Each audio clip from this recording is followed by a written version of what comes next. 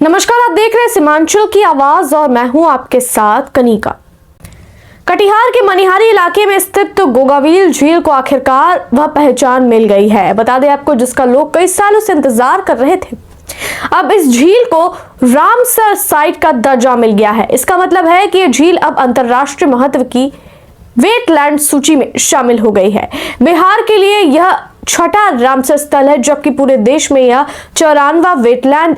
इस उपलब्धि को बिहार पर्यटन के लिए एक बड़ी छलांग माना जा रहा है, क्योंकि अब दुनिया भर के प्रकृति प्रेमियों और वर्ड वॉचर्स की नजर कटिहार पर पड़ेगी। गोगावील झील लगभग 86.63 हेक्टेयर में फैली हुई है। गंगा और महानंदा नदी जैसे कई प्राकृतिक रूप से बहुत खास माना जाता है इन नदियों को। वही नवंबर से फरवरी के बीच बड़ी संख्या में पक्षी आते हैं। झील में करीब 30 से अधिक विदेशी प्रजाति के पक्षी देखे जा सकते हैं, जो साइबेरिया, यूरोप और एशिया के अलग अलग हिस्सों से उड़कर यहाँ पहुंचते हैं। इसके अलावा 60 से अधिक भारतीय पक्षी प्रजातियां भी देखने को मिलती है।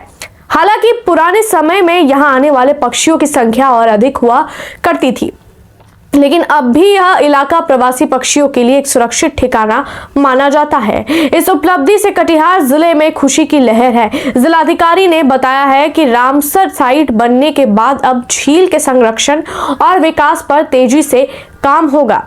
पर्यटन से जुड़े प्रोजेक्ट चलाए जाएंगे, बेहतर सुविधा दी जाएगी, साथ ही पर्यावरण की सुरक्षा पर खास ध्यान भी दिया जाएगा। वहीं गोगावील झील डेवलपमेंट कमेटी के फाउंडर मेंबर डॉक्टर राज अमन सिंह ने भी खुशी जताई है।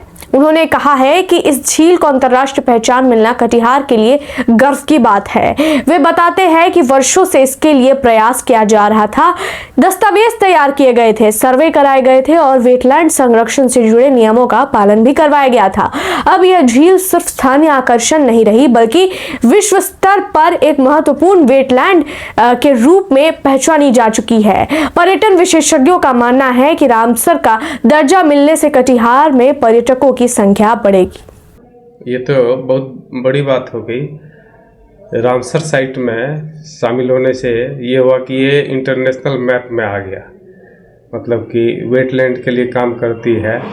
ये रामसर जो साइट में शामिल हो गया, वर्ल्ड के जितने वेटलैंड हैं, इम्पोर्टेंट वेटलैंड, तो ये मतलब इंटरनेशनल मैप पे आ गया। गोगावील झील का ऐसा क्या पहचान था, किस कारण फेमस है पूरे देश भर में?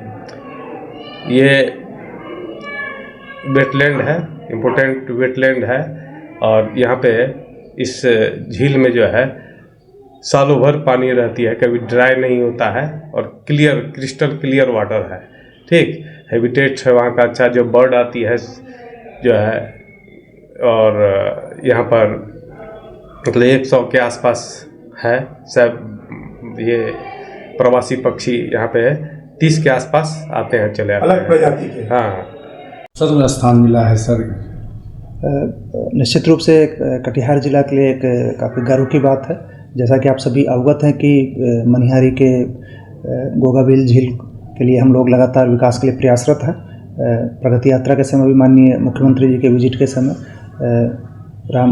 इसका गोगावील झील के साइट के विकास के लिए विभिन्न प्रकार के विकासात्मक कार्य वहाँ पर लिए गए हैं। ये एक महत्वपूर्ण स्थल है और आर्द्र भूमि के रूप में विकास के लिए वहाँ पर वन विभाग के द्वारा विभिन्न प्रकार की योजनाएं ली गई हैं। विभिन्न प्रकार के प्रवासी पक्षी, खासकर इस सर्दियों के समय में बाहर से बहुत सारे प्रवासी पक्षी आते हैं और उन पक्षियों को देखने के लिए टूरिज्म के रूप में एक महत्वपूर्ण स्थल के रूप में गोगावील झील का विकास करने के लिए वन विभाग के द्वारा विभिन्न प्रकार की योजनाएँ वहाँ पर ली गई हैं। पूरे कटिहार जिला के लिए और बिहार के लिए गर्व की बात है कि रामसर साइट के रूप में इसका चिन्हित हुआ है, और रामसर साइट के रूप में चिन्हित होने से इसके विकास के और आयाम खुलेंगे और टूरिज्म के भी और आयाम खुलेंगे।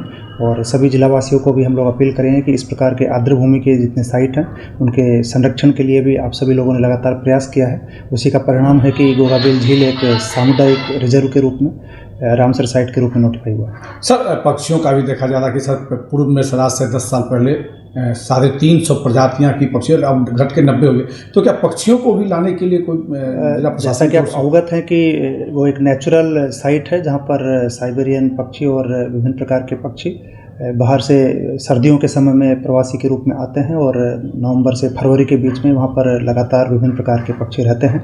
और जैसा कि आप सभी अवगत हैं, क्योंकि पूर्व में इस प्रकार का रामसर साइट के रूप में चिन्हित नहीं हुआ था और अभी रामसर साइट के रूप में चिन्हित हुआ है, तो निश्चित रूप से वन विभाग के द्वारा जो विकासात्मक कार्य लिए गए हैं वो इस प्रकार के लिए गए हैं कि उससे पक्षियों के लिए भी विभिन्न प्रकार की सुविधाएं डेवलप की जाएंगी, उनके ब्रीडिंग ग्राउंड और इत्यादि का वहाँ पर डेवलप किया जाएगा और पर्यटकों के दृष्टिकोण से वॉच टावर इत्यादि का भी वहाँ पर विकास किया जाएगा। और ये सभी विकासात्मक कार्य इस प्रकार किए जाएँ कि पक्षियों को भी किसी तरह का डिस्टर्बेंस नहीं हो और टूरिज्म के दृष्टिकोण से भी विभिन्न प्रकार की सुविधाएं वहाँ पर रहें। देखते हैं इस मामले में आगे और क्या कुछ अपडेट आता है।